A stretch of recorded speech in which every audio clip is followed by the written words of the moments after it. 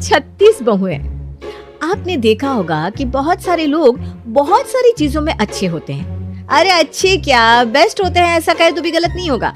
हमारी मीनाक्षी भी कुछ उन्हीं लोगों में से थी जो हर काम में संपूर्ण थी। उसके ससुराल में उसका बड़ा नाम था। चाहे वो खाना बनाने की बात हो, सिलाई कढ़ाई बुनाई हो, या फिर किसी और काम की बात हो, वो सब में आगे रहती। मीनाक्षी के 2 बेटे थे, प्रकाश और मल्हार। इसलिए उसकी इच्छा थी कि उसकी दोनों बहुएं भी बिल्कुल उसके जैसी हो। लेकिन जब बड़े बेटे की शादी हुई तो हिना के गुण कुछ अलग थे। अरे हिना बहू, आज तेरी पहली रसोई थी और आज ही तूने दूध की बर्बादी कर दी। सॉरी माँ जी, वो मेरा ध्यान नहीं रहा और दूध उबल गया। मैं अभी साफ कर देती हूँ। ऐसा कैसे ध्यान नहीं था तुम्हारा? अरे नई बहुएं घर में आकर पूरे घर को संभाल लेती है और तुमने तो आकर पहले ही रसोई में नुकसान कर दिया। मैं आगे से ध्यान रखूंगी माँ जी। और ये क्या बनाया है? वो आपने कहा था ना माँ जी कि आज मेरी पहली रसोई है तो कुछ अच्छा सा बनाओ। हाँ, तो दूध तो तुमने खराब कर दिया, मतलब मीठा तो बनने से रहा। और ये जो तुमने आलू मटर की सब्जी बनाई है वो भी आधी कच्ची है। अरे क्या कर रही थी इतनी देर से तुम रसोई में? वो माँ जी, मैं लगता है जैसा मैंने सोचा था वैसी तुम बिल्कुल नहीं हो। तुम्हें पता है, मैं खाना बनाती थी ना तब तो आस पड़ोस के लोगों के घरों तक खुशबू आती थी। आजकल की लड़कियां तो फोन देखकर ही सब सीख जाती हैं। ऐसे मैं तुम्हें 36 बहुएं दिखा सकती हूँ जो घर की रसोई को ऐसे संभालती है जैसे तुम घर घर खेलती थी बचपन में। कहो दिखाओ। नहीं माँ जी, मैं कोशिश करूंगी कि अब से सब कुछ ध्यान से और अच्छे से करूं। हाँ, वो तो तुम्हें करना ही पड़ेगा, वरना मेरा नाम तो मिट्टी में मिल जाएगा। जी माँ जी। हिना दिल की बात साफ थी, लेकिन उससे काम में हर वक्त कोई ना कोई गलती तो होती ही रहती थी, जिसके चलते मीनाक्षी के ताने कभी खत्म होने का नाम ही नहीं लेते थे। अरे आप क्या तोड़ दिया हिना? वो माँ जी, मुझसे कांच का बॉल टूट गया, सॉरी। हे भगवान, जब से घर में आई है तब से इतनी चीजें तोड़ चुकी है कि इसमें किसी और का नया घर बस जाता। कभी कभी तो मुझे लगता है तुम ये सब जानबूझकर करती हो, है ना? नहीं नहीं माँ जी, वो मुझसे पता नहीं क्यों ये सब गलतियां हो जाती हैं। मैं कुछ भी जानबूझकर नहीं करती हूँ। तुम्हें पता है, मैं तुम्हें ऐसी 36 बहुएं दिखा सकती हूँ जो आंख बंद करके काम करती है, फिर भी मजाल है जो एक गिलास टूट जाए। पता नहीं मेरे नसीब में ही ऐसी तोड़ फोड़ वाली बहू क्यों लिखी थी। सॉरी माँ जी, आगे से मैं ध्यान रखूंगी। तुम्हारी शादी को 1 साल हो गया है, अब तक तुम रसोई संभाल नहीं पाई हो। मैं तुम्हें घर की जिम्मेदारी कैसे दे दूं? हाँ, घर का राशन, घर की सब्जियां, सिलाई, इतना कुछ है, वो कब सीखोगी? माँ जी, मैं धीरे धीरे सब कुछ सीख जाऊंगी। इस जन्म में तो मुश्किल है भाई, तुमसे कुछ भी होना। अगले जन्म में मैं नहीं चाहती कि तुम मेरे घर की बहू बनो। सॉरी माँ जी।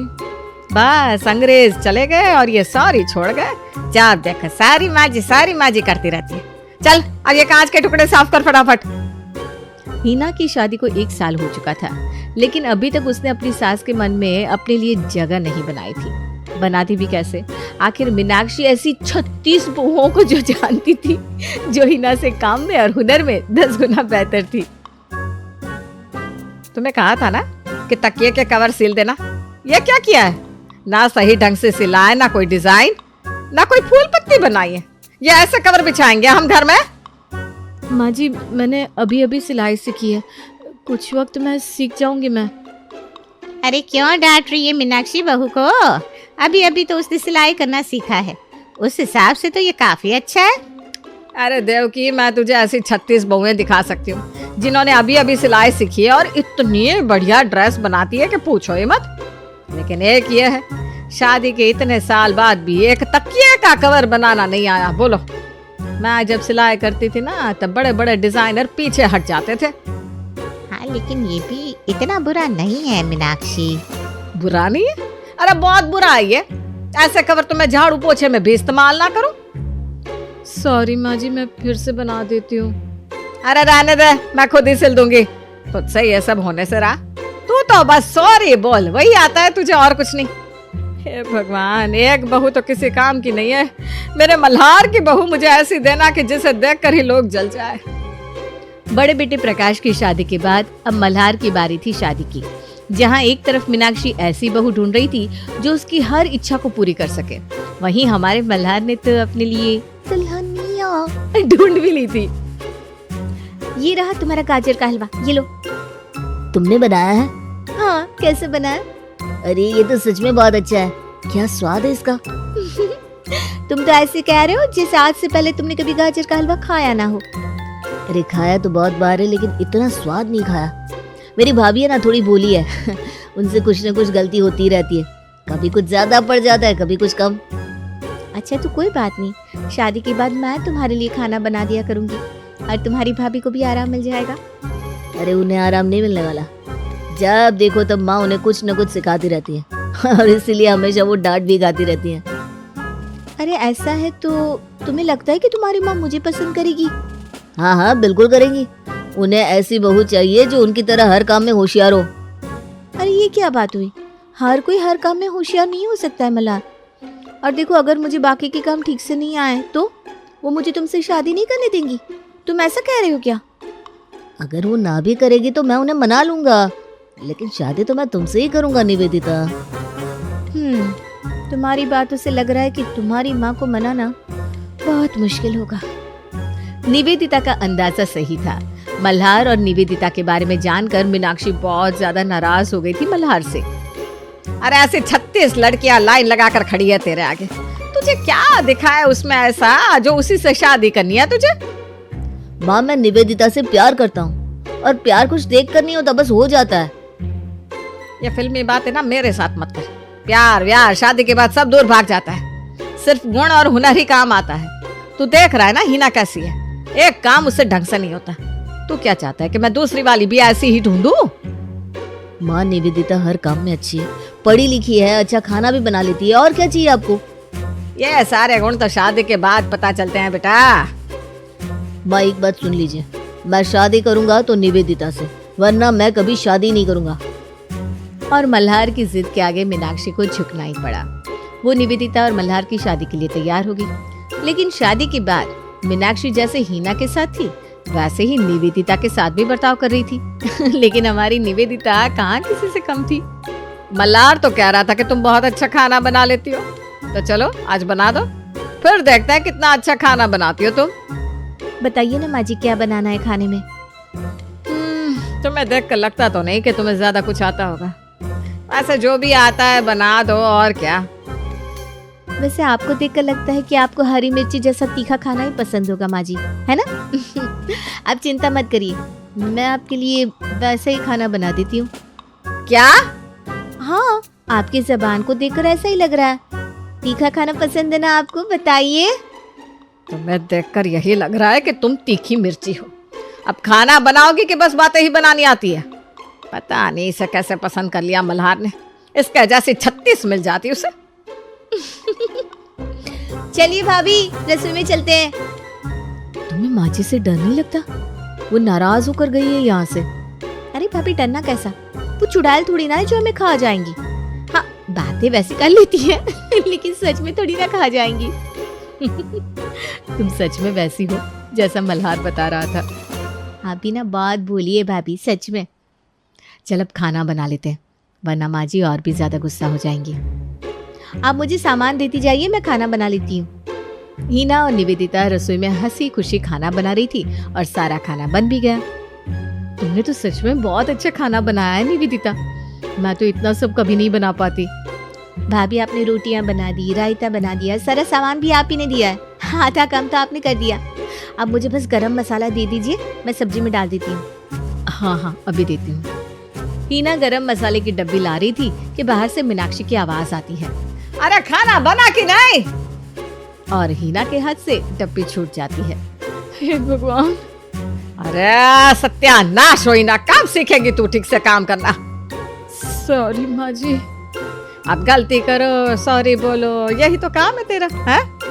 कोई बात नहीं भाभी, मैं साफ कर देती हूँ। और माँ जी सारा खाना बन गया है, आप चलिए हम दोनों टेबल पर खाना लगा देते हैं। निवेदिता ने देखा कि मीनाक्षी से हीना काफी डरी डरी सी रहती थी, जिसके चलते ही उससे काफी सारी गलतियां होती थी। कोई बात नहीं भाभी, होता है। मेरे साथ तो हर बार ही होता है, पता नहीं मेरे हाथ क्यों कांप जाते हैं। अरे कोई बात नहीं, आप टेंशन मत लीजिए। चलिए आइए खाना खाते हैं मिलकर। सब लोग खाना खाते हैं और सबको खाना बहुत ही पसंद आता है। खाना तो सच में बहुत अच्छा बना है। थैंक यू भैया। माँ मैंने कहा था ना निवेदिता बहुत अच्छा खाना बनाती है।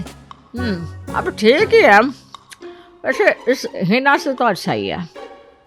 माँ जी, भाभी ने मेरी बहुत मदद की है सच में।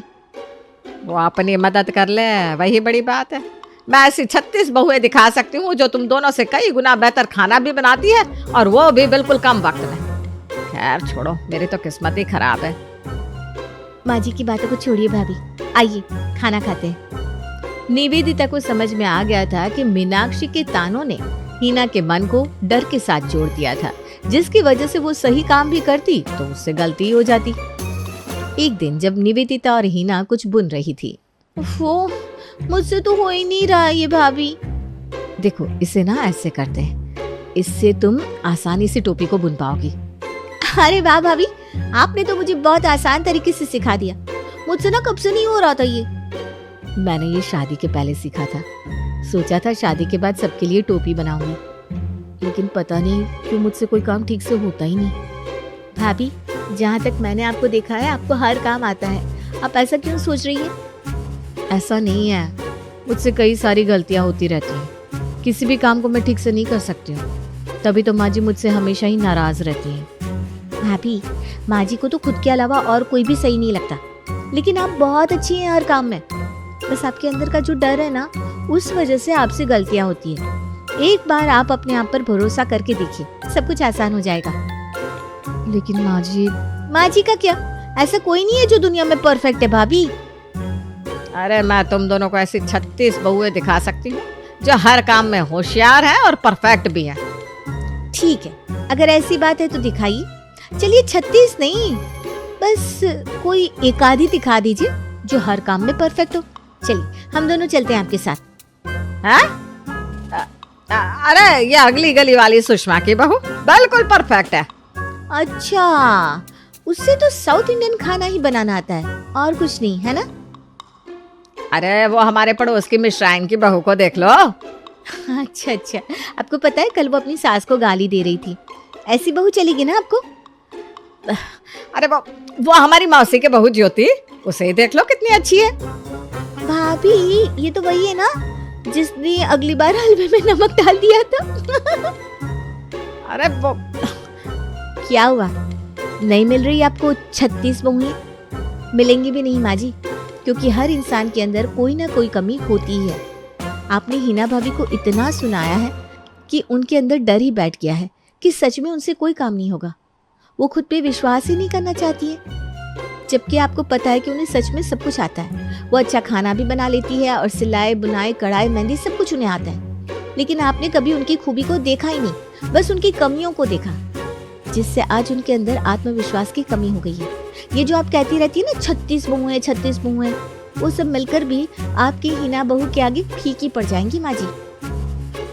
आज तुम्हारी बातें सुनकर मुझे याद आ रहा है कि मेरी सास मुझे हमेशा प्रोत्साहन करती रहती थी, हमेशा मेरी तारीफ करती थी, जिससे मुझे लगता था कि मैं अच्छा काम करती हूँ, इसलिए वो ये सब कहती है।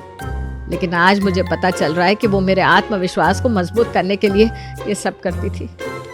लेकिन मैं उस आत्मविश्वास को घमंड बना बैठी और खुद को ही सबसे बड़ा समझने लगी। हीना बहू, मुझे माफ कर दे बेटा, मैंने तेरे साथ बहुत गलत बर्ताव किया। पता नहीं तुझे क्या क्या कहती रहती थी मैं। नहीं माँ जी, आप बड़ी हैं, आप माफी मत मांगिए प्लीज। अब पुरानी बातों को यहीं छोड़ देते हैं और आज से एक नई शुरुआत करते हैं मिलकर। निवेदिता की बातों को सुनकर मीनाक्षी को एहसास हुआ कि उससे आज तक कितनी गलतियां हुई हैं, लेकिन उसने अपनी गलतियों को सुधारने का प्रण ले लिया। हीना, निवेदिता, यहाँ आओ दोनों। जी माँ जी। ये लो, ये तुम दोनों के लिए शगुन। अरे पर ये किस लिए माँ जी? अरे मेरी दोनों बहुओं ने आज इतना बेहतरीन खाना बनाया है, आस पड़ोस वाली तो खुशबू से ही तुम दोनों की तारीफ कर रहे थे। मैंने आज तक तुम दोनों के साथ जितना भी गलत सुलूक किया है, आज से मैं उस हर एक गलती को सुधारूंगी। ओहो माँ, क्या बात है, कुछ शगुन हमें भी दे दो। चुप कर, ये बस मेरी दोनों परफेक्ट बहुओं के लिए है, इनके आगे तो 36 बहुएं भी फेल है।